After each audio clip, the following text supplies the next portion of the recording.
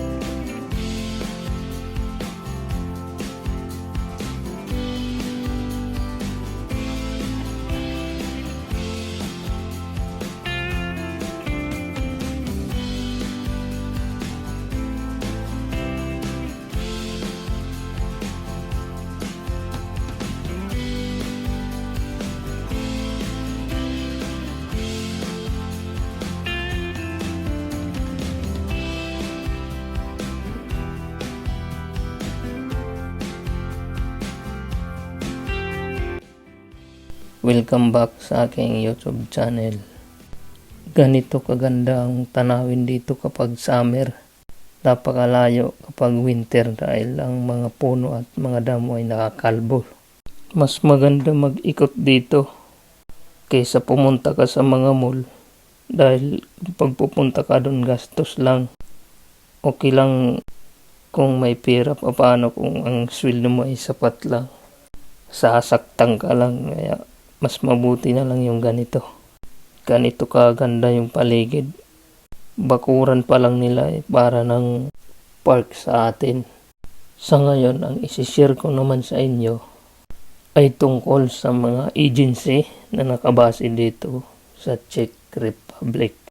Na kahit nasa Pinas ka o saang bansa man ay pwede ka mag-apply. Siya nga pala, kinuha ko ang video na ito dahil sa maraming nagtatanong at nagko-comment sa comment section ng ating channel tungkol sa topic na ito.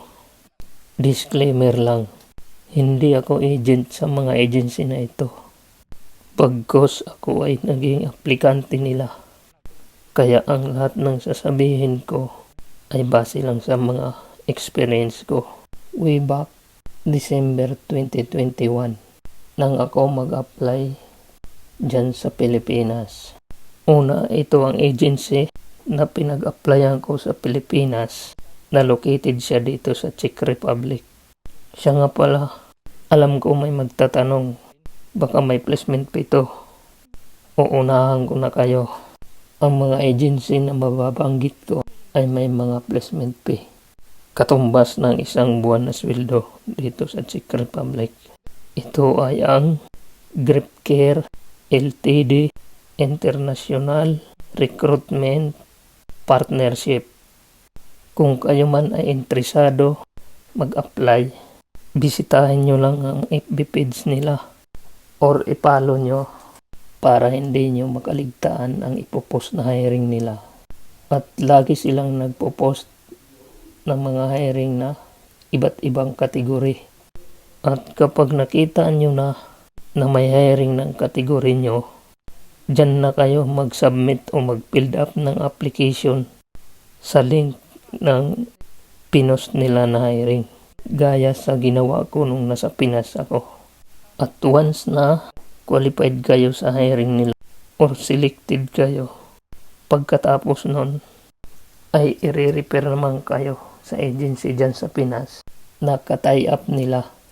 Ito ay ang Venture Management System International Corporation.